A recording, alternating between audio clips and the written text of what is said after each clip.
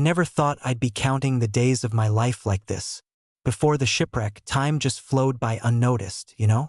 Weeks blended into months, months into years, and it all seemed so effortless, so ordinary.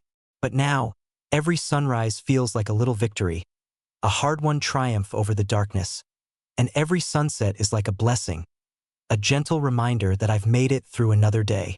My name is Marina Solovayova. I'm 32 years old, and I survived a catastrophe that should have killed me.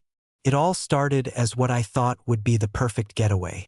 I'd taken a creative leave after 10 years in an architectural firm. The constant stress, the relentless deadlines, the office politics, they drained every last drop of energy from me. I needed to recharge, to find new inspiration. And what could be better than a 2-week cruise through the islands of the Indian Ocean on a small yacht? At least that's what I thought back then. The yacht was called Aventura, a 20-meter vessel with a crew of 5 and only 7 passengers, including me. The captain, Ernest, was an experienced sailor with a gray beard and skin tanned and toughened by salty winds. He had this commanding presence that made you feel safe. The first mate, Lucas, was a quiet man in his 40s, always efficient, never wasting words. The cook, Amira, was a woman from Mauritius with an incredible talent for turning simple ingredients into culinary masterpieces. Her meals were like little pieces of heaven on that boat. And then there were the 2 sailors, Jay and Thomas, tanned young guys for whom the sea was like a second home, always joking but serious when it mattered. Among the passengers, besides me, there was a married couple from Germany, Ulrich and Greta, both in their 50s, so warm and full of stories from their travels. Then the newlyweds from Australia, Oliver and Chloe, full of that fresh love and excitement that made you smile just watching them. And Sebastian, a French freelance photographer documenting marine life for geographic magazines. He had this artistic soul, always with his camera ready. The first 5 days were absolute idle, pure bliss. We visited 2 small islands with snow-white beaches that felt like walking on clouds. We dove with masks among coral reefs teeming with colorful fish. We watched dolphins escorting our yacht like playful guardians. And we enjoyed sunsets with a glass of wine on the deck, the sky turning shades of orange and pink that took your breath away. On the 6th day, the weather started changing. Captain Ernest began frowning more, staring at the barometer and the sky with that worried look seasoned sailors get. He said we needed to alter course to avoid an approaching storm. No one worried, we trusted his experience completely. That night, I couldn't sleep for long, listening to the wind picking up and the creak of the yacht's hull. The morning of the 7th day greeted us with a gray sky and waves that were getting higher by the hour.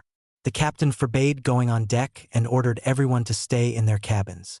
I sat on my bunk, trying to read a book, but the lines blurred before my eyes. The yacht was tossing so violently that holding steady was a real challenge. By noon, all hell broke loose. Waves as tall as 3-story buildings crashed over Aventura. The wind howled like thousands of demons unleashed. Through the porthole, I saw only a gray veil of rain and foam. Suddenly, there was a deafening crack, and the yacht lurched sharply. I heard the crew's shouts and the alarm siren blaring. My cabin door burst open, and Lucas appeared with a life jacket in hand. "Put it on quick!" he yelled over the storm's roar. "We've got a breach. We need to evacuate." My fingers shook as I fastened the jacket. The only thought in my head was, this can't be happening for real. Lucas practically dragged me into the corridor, where the other passengers were gathering. Greta was crying, her face streaked with tears. Sebastian was pale as a ghost, his eyes wide with fear. Chloe clung to Oliver's hand as if it were her lifeline. "To the lifeboats," the captain commanded. "Stay together." We struggled along the tilting deck, grabbing anything for support. Water was already flooding the lower part of the yacht, and Aventura was noticeably sinking. I almost reached the lifeboat when the unexpected happened. A giant wave slammed into the yacht from the side, sweeping everything in its path. I felt myself lifted and hurled into the icy water. The impact knocked the air out of my lungs. Salt water rushed into my nose and mouth. I fought desperately, trying to surface. When I finally broke through and gasped for air, Aventura was nowhere in sight. The ocean raged around me, and I was completely alone. The life jacket kept me afloat, but every wave threatened to drown me. I screamed, called for help, but my voice was lost in the storm's roar. How long I spent like that, battling the waves, is hard to say. Maybe hours, maybe an eternity. Gradually, the storm began to subside, but so did my strength. My arms and legs went numb from the cold. My throat burned from the salt water. My consciousness started to fade. I remember at some point feeling the current carrying me. I no longer resisted, just let the ocean decide my fate. The last thing I recall before losing consciousness was a strange sound, like the crash of surf, and the sensation that the water was getting shallower. I came to from the burning sun and sharp pain throughout my body. Opening my eyes, I saw a blue sky without a single cloud. The storm was over. Trying to move, I groaned in pain. Every muscle, every joint protested against the motion. Turning my head, I saw sand, palm trees, and green thickets. The shore. Somehow, by a miracle, I'd ended up on the shore. Removing the life jacket, I struggled to my feet. My head spun, my mouth was dry. Looking around, I realized I was on the beach of a small island. No signs of civilization, no traces of other survivors. Back then, I didn't know this patch of land in the middle of the ocean would become my home for the next 1,095 days. The first 24 hours on the island passed in a fog. I wandered the beach, shouting, hoping to hear a response, peering at the horizon for ships or boats. Nothing, just the endless ocean, indifferent to my fate.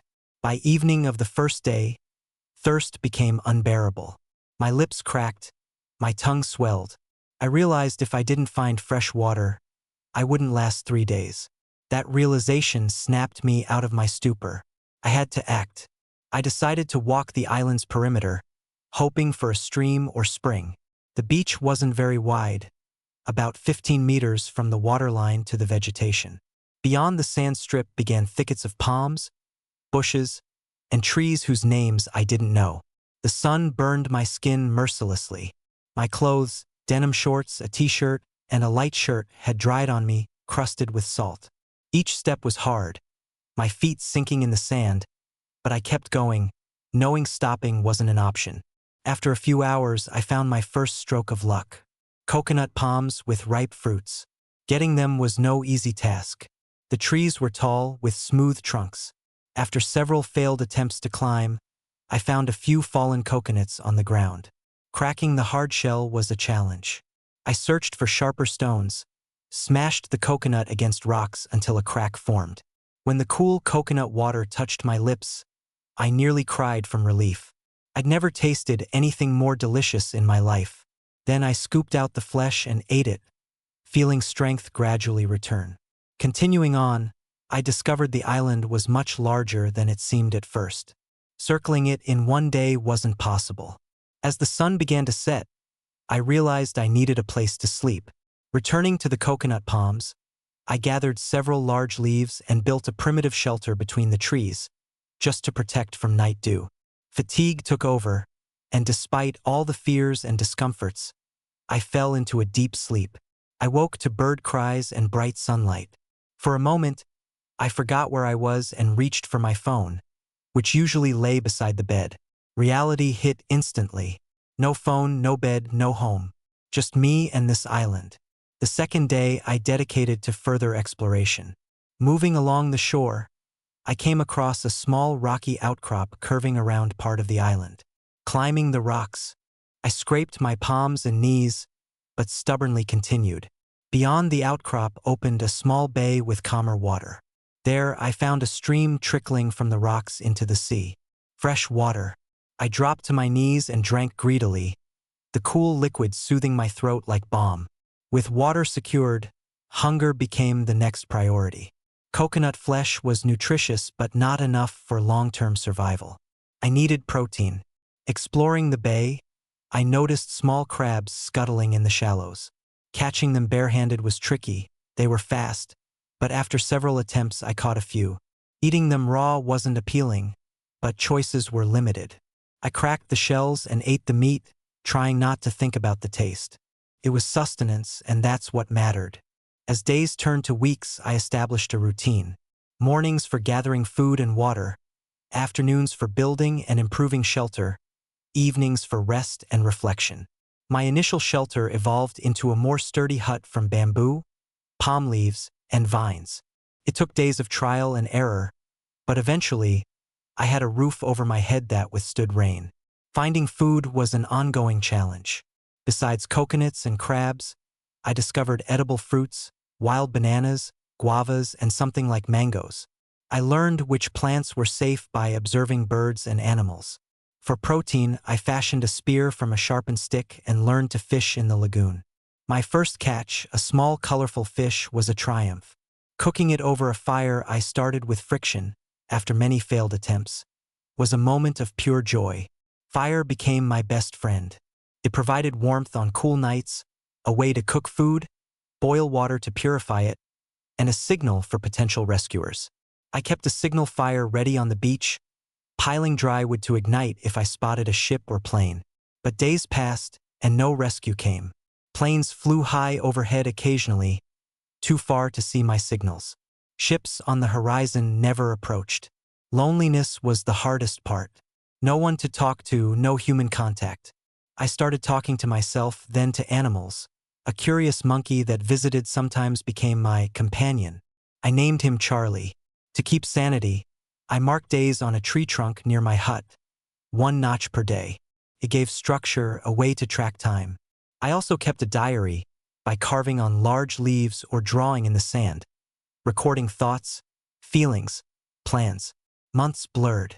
My body adapted, stronger, leaner, tanned. But mentally, there were dark days. Despair when storms destroyed my shelter. Fear during illness from bad food or cuts. One fever lasted a week. I thought I'd die, but I fought through. A year in, I accepted this might be permanent. I built a more permanent home, planted a garden with seeds from fruits, created tools from debris washed ashore, bottles, ropes, metal scraps from the wreck that occasionally appeared. The wreck, pieces of Aventura washed up over time. Finding them was bittersweet, reminders of lost friends, but useful materials. A piece of sail became a better roof, a knife from the galley a priceless tool. Wildlife became part of life. Birds nested nearby, fish in the lagoon, occasional turtles laying eggs on the beach. I collected some for protein, feeling guilty but knowing survival demanded it. The second year brought a hurricane. Winds howled, waves crashed high on the beach, my hut destroyed. I sheltered in a cave I found earlier, huddling as the world raged. After, rebuilding was harder, but I did it stronger than before. Emotional lows were tough. Birthdays alone, holidays marked by notches. I sang songs from memory, told stories to myself. Dreams of rescue faded, replaced by acceptance. In the third year, a ship appeared close. I lit the signal fire, waved frantically. They saw. A boat came and I was rescued. Tears of joy as I stepped aboard, leaving my island home. Back in civilization, adjustment was hard. Noise, crowds overwhelming after solitude. Food tasted strange, beds too soft. Media frenzy, interviews, book deals. I wrote my story, founded a survival training program, helped others. But the island changed me forever. I appreciate simple things, fresh water, a safe shelter, human connection. Sometimes, I miss the peace, the self-reliance. Those 1,095 days of hell taught me to live fully. I never thought I'd be the kind of person who counts the days of her life like precious jewels, each one hard-won and treasured. Before the shipwreck, time just slipped by so effortlessly, you know? Weeks would blend seamlessly into months, and months would fade into years without me even noticing, lost in the rhythm of everyday life. But now, now every single sunrise feels like a small, hard-fought victory, a quiet triumph over the darkness that tried to claim me. And every sunset is like a gentle blessing, a soft whisper from the universe saying, "You made it through another one." My name is Marina Solovyova. I'm 32 years old, and I survived a catastrophe that, by all rights, should have killed me, should have ended everything in an instant. It all began as what I thought would be the perfect escape, a dream getaway. I'd taken a creative leave after grinding away for 10 long years in an architectural firm. The constant, relentless stress, those never-ending deadlines that loomed like shadows, the petty office politics and corporate games. They drained every last drop of energy from my soul, left me feeling hollow and burnt out. I needed to recharge, to rediscover that spark of inspiration that had once driven me. And what could possibly be better than a 2-week cruise drifting through the enchanting islands of the Indian Ocean on a cozy little yacht? At least, that's what I convinced myself back then, with all the optimism of someone who had no idea what fate had in store. The yacht was called Aventura. She was a beautiful 20-meter vessel, sleek and graceful on the water, with a crew of 5 dedicated souls and just 7 passengers, including me. It felt intimate, like a floating family. The captain, Ernest, was this seasoned sailor with a gray beard that spoke of countless storms weathered, and skin tanned and toughened by years of salty winds whipping across the decks. He had this reassuring presence, like he could command the sea itself. The first mate, Lucas, was a quiet, introspective man in his 40s, always efficient and steady, never one to waste words but always there when you needed him.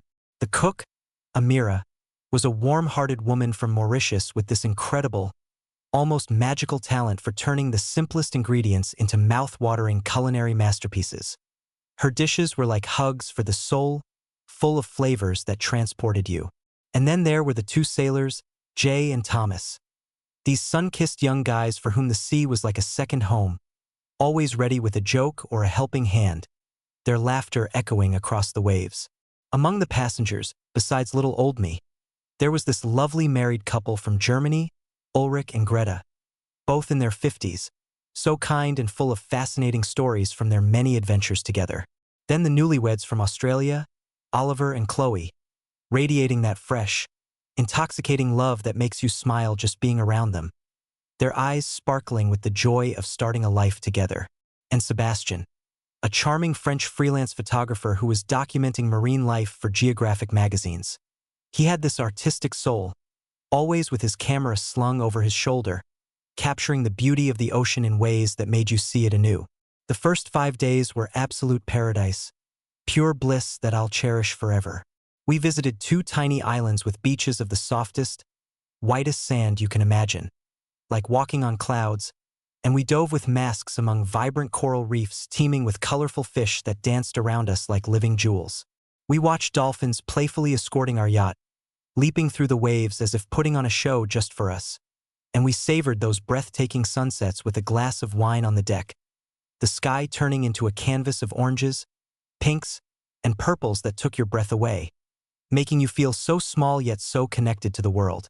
On the 6th day, though, the weather started to shift, subtly at first, but enough to make you uneasy. Captain Ernest began frowning more than usual, his eyes glued to the barometer and the gathering clouds on the horizon with that worried look only experienced sailors get when they sense trouble brewing.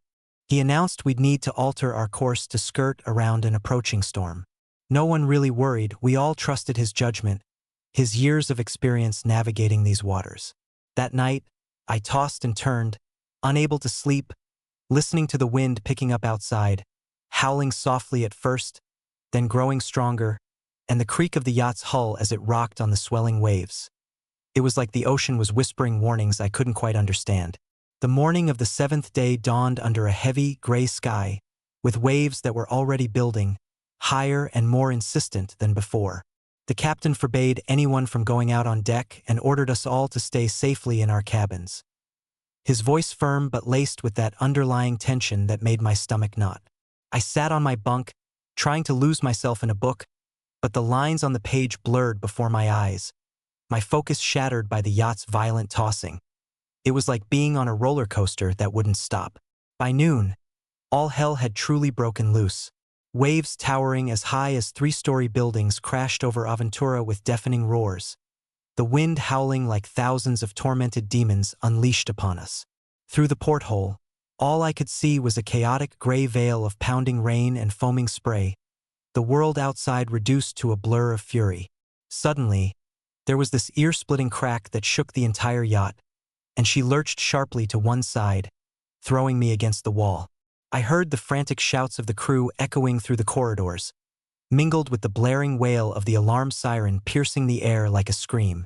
My cabin door burst open with a bang, and Lucas appeared in the frame, drenched and urgent, clutching a life jacket in his hands. "Put this on, quick!" he yelled over the storm's deafening roar.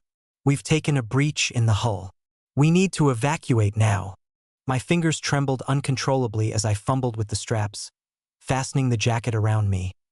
The only thought pounding in my head was, this can't be real. This has to be a nightmare I'll wake from any second.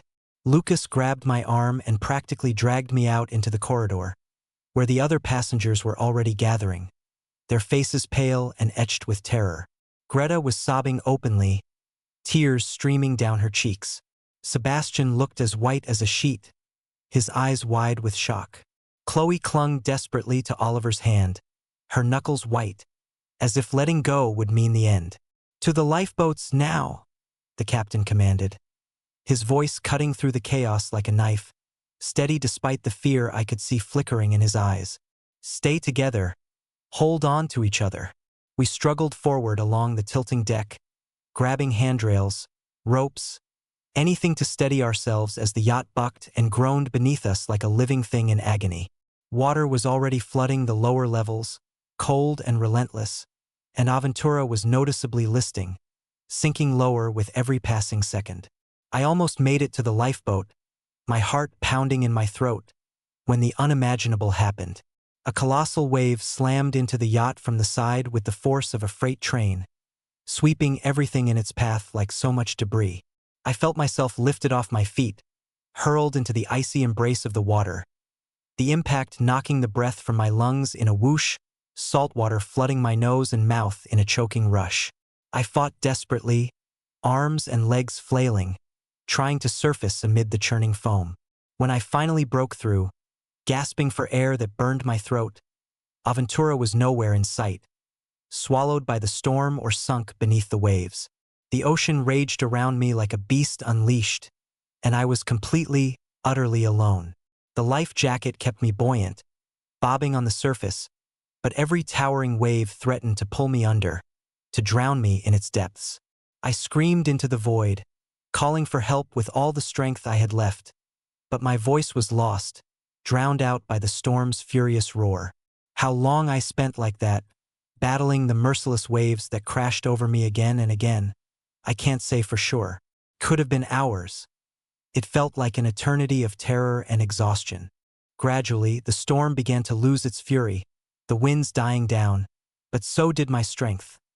My arms and legs growing numb from the piercing cold, my throat raw from the salt water I'd swallowed, my mind starting to cloud with fatigue. I remember at some point feeling the current take hold of me, carrying me along like a leaf in a river. I no longer had the energy to resist, to fight against it. I just let go, surrendering to whatever fate the ocean had in mind for me. The last thing that registered in my fading consciousness was a strange, rhythmic sound, like the distant crash of surf on shore, and the odd sensation that the water was growing shallower, less deep around me.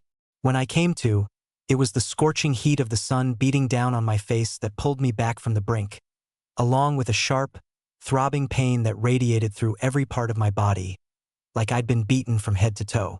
Opening my eyes slowly, wincing against the brightness, I saw a clear blue sky stretching endlessly above, not a cloud in sight. The storm was over, gone as if it had never been. Trying to move, I groaned out loud, the sound raw and pained. Every muscle screamed in protest, every joint ached with fire. Turning my head gingerly, I saw golden sand, swaying palm trees, and dense green thickets beyond. The shore. Somehow, by some miracle I couldn't begin to comprehend, I'd washed up on the shore. With trembling hands, I fumbled to remove the life jacket, its straps sticky with salt, and struggled to my feet, my legs wobbling like a newborn foal's. My head spun with dizziness, my mouth dry as dust. Looking around in a daze, I realized I was on the beach of a small island, untouched, wild, with no signs of human presence, no footprints but my own, no distant smoke from fires or glint of metal from buildings, no traces of other survivors from the yacht. Back then, In that moment of raw confusion and relief mixed with fear, I had no idea that this isolated patch of land in the middle of the vast ocean would become my home, my prison, my teacher for the next 1,095 days. A number that still echoes in my mind like a mantra. The first 24 hours on the island passed in a thick fog of shock and disorientation, my mind struggling to catch up with the reality of my situation. I wandered aimlessly along the beach, my feet sinking into the soft sand, shouting until my voice grew hoarse, hoping desperately to hear a response, some sign that I wasn't alone, that someone else had made it, that help was near. I peered out at the horizon with straining eyes, scanning for any glimpse of ships or boats cutting through the waves, my heart leaping at every distant ripple that turned out to be nothing. But there was only the endless, indifferent ocean, its surface calm now as if mocking the storm's fury. By the evening of that first day, thirst had become an unbearable torment. My lips cracked and bleeding, my tongue swollen and heavy in my mouth. I realized with a sinking dread that if I didn't find fresh water soon, I wouldn't last 3 days. The salt water I'd swallowed during the storm had only made it worse. That cold, hard realization snapped me out of my numb stupor, igniting a spark of determination. I had to act, to fight for survival. I decided to walk the island's perimeter, clinging to the hope of finding a stream or spring hidden among the rocks.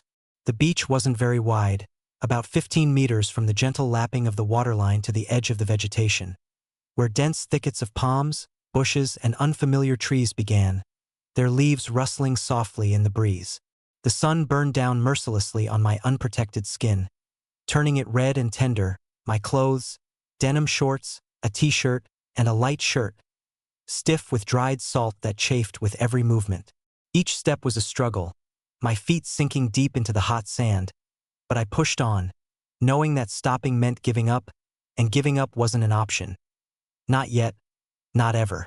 After what felt like hours of trudging, my legs aching and my throat parched like sandpaper, I stumbled upon my first real stroke of luck, a grove of coconut palms heavy with ripe fruits swaying high above.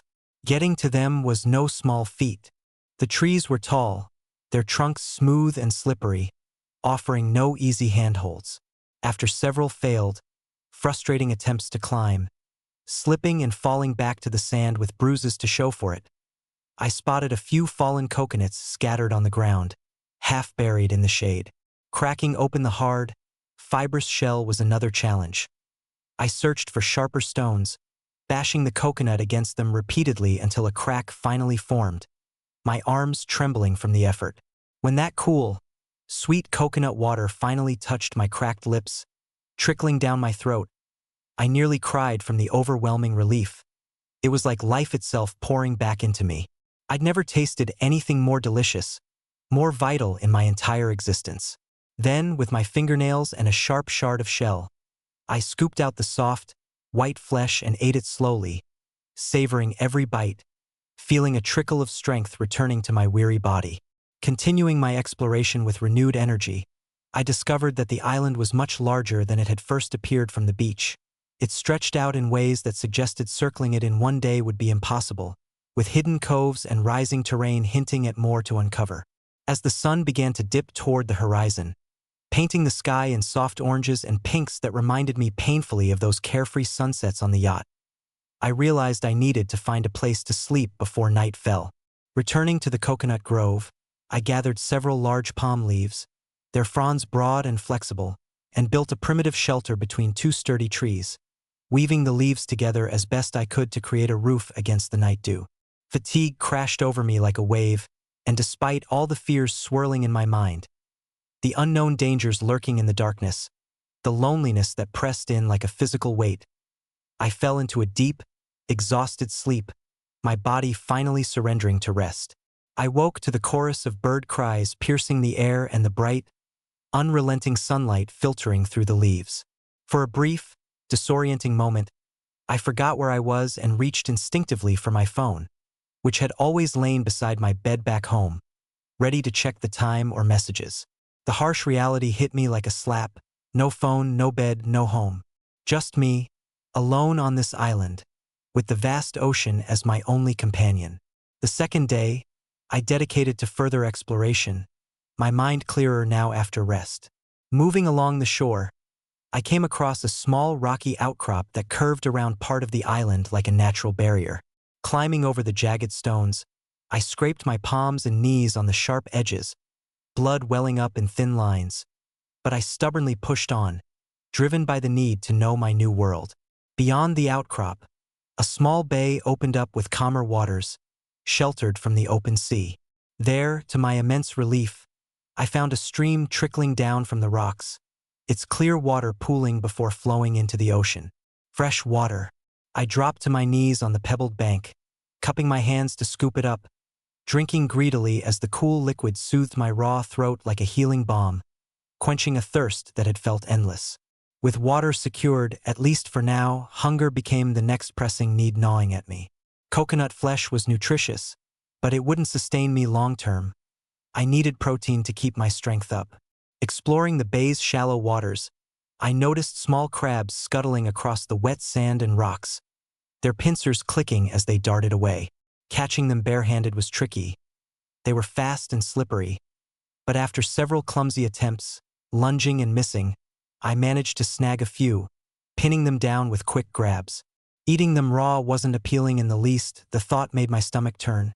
But choices were limited in this new reality, and survival demanded compromises. I cracked open the shells with a rock, the sound echoing sharply, and ate the tender meat inside, trying not to dwell on the texture or taste, focusing instead on the nourishment it provided. As the days stretched into weeks, I fell into a fragile routine that gave structure to my chaotic existence.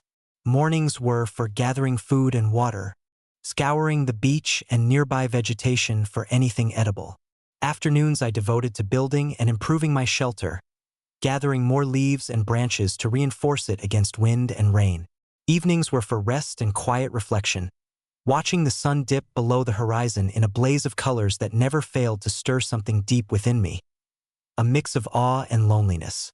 My initial makeshift shelter evolved over time into a more sturdy hut, woven from bamboo stalks I cut with sharp stones, palm leaves layered for a waterproof roof, and vines tying it all together like nature's rope.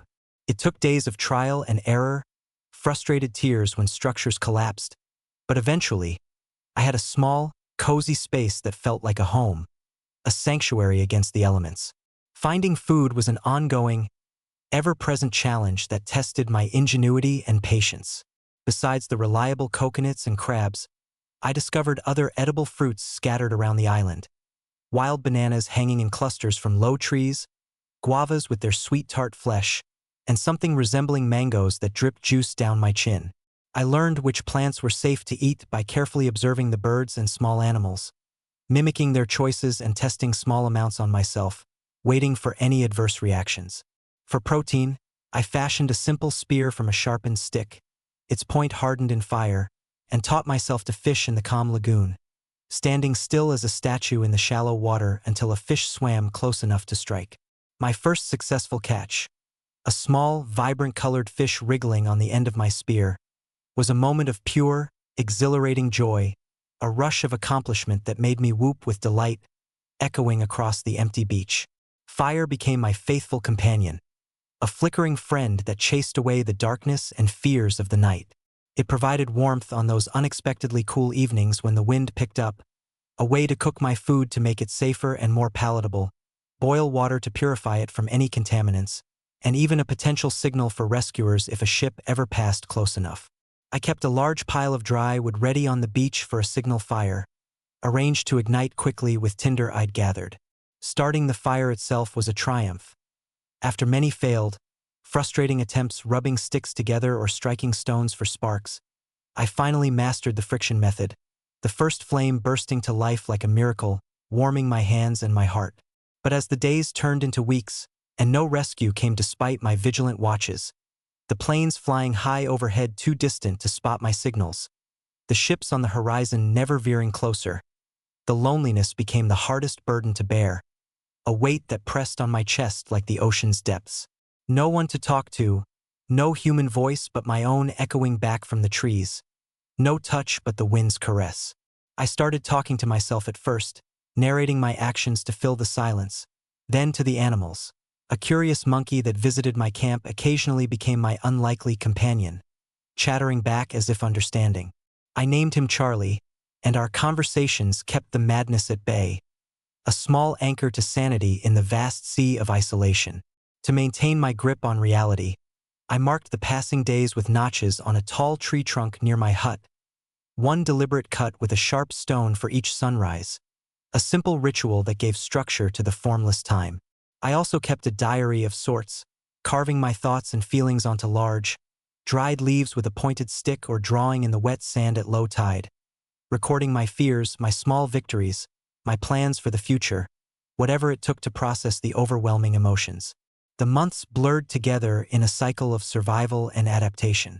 My body changed, growing stronger and leaner from the constant physical labor. My skin tanned to a deep bronze under the tropical sun. But mentally, there were those dark, soul-crushing days when despair threatened to overwhelm me. Storms that raged and destroyed my shelter, leaving me soaked and shivering. Illnesses from contaminated food or infected cuts that left me feverish and weak, convinced I wouldn't see another dawn. One fever gripped me for a full week, my body burning hot while chills racked me. I thought that was it, the end, but I fought through with herbal remedies I'd experimented with, willing myself to live. A year into my ordeal, as the notches on the tree grew into a long column, I came to a quiet acceptance that this might be my life forever, that rescue might never come. I built a more permanent home, expanding my hut with additional rooms for storage, planting a small garden with seeds salvaged from fruits I'd eaten, watching green shoots push through the soil like tiny miracles. I created better tools from debris that washed ashore, glass bottles for storing water, ropes from twisted vines, metal scraps from the yacht's wreck that occasionally appeared on the beach like gifts from the sea.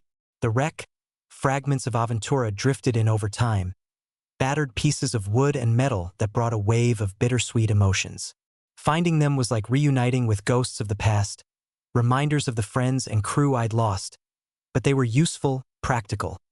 A piece of sail became a sturdier roof for my hut, a kitchen knife from the galley a priceless tool for cutting and carving. The island's wildlife became an integral part of my daily life, no longer strangers but neighbors in this shared solitude. Birds nested in the trees near my camp, their songs a morning symphony. Fish schooled in the lagoon, providing meals when I got lucky with my spear. Occasional sea turtles lumbered up the beach to lay their eggs under the moonlit sky. I collected a few for protein when necessary, feeling a pang of guilt each time but knowing survival sometimes demanded hard choices, a balance with nature's gifts. The second year brought a devastating hurricane that tested me like nothing before. The winds howled with fury, ripping branches from trees and sending them flying like missiles. Waves crashed high up the beach, flooding my camp and destroying my hut in a matter of hours. I sheltered in a small cave I discovered earlier during explorations, huddling in the darkness as the world outside raged like an apocalypse, rain lashing the entrance, thunder booming like artillery. When it passed, the island was transformed. Trees uprooted, my garden washed away, but I was alive and that was enough. Rebuilding was harder this time. My hands blistered and sore, but I did it, making the new hut even stronger, incorporating lessons from the destruction. The emotional lows were the toughest battles, the ones fought in the quiet of my mind. Birthdays celebrated alone with a special meal of fresh fish and fruit. Holidays marked only by extra notches on the tree, memories of family and friends that brought tears streaming down my face. I sang old songs from memory to fill the silence, told stories to the waves as if they were listening, anything to keep the isolation from driving me mad. In the third year, as hope of rescue dimmed to a faint ember, a ship appeared on the horizon. Not a mirage this time, but real, its sails catching the wind. My heart leaped with joy as I lit the signal fire I'd prepared, smoke billowing high, and waved frantically from the beach. They saw me. A boat was lowered, and as it approached, tears of overwhelming relief streamed down my face. I was going home. Back in civilization, the adjustment was harder than I ever imagined. The noise of the city overwhelmed me after years of natural silence. Crowds felt suffocating after solitude. Food tasted strange and overprocessed, beds too soft after sleeping on leaves. The media frenzy was intense. Reporters calling, interviews requested, book deals offered. I wrote my story, founded a survival training program to help others prepare for the unexpected, and worked with funds for disaster victims. But the island had changed me forever. I appreciate the simple things now. A sip of fresh water, a safe shelter, the warmth of human connection. Sometimes, in quiet moments, I miss the peace of that isolation, the self-reliance that made me feel truly alive. Those 1,095 days of hell taught me to live with intention, to cherish every moment. And they will always be a part of me.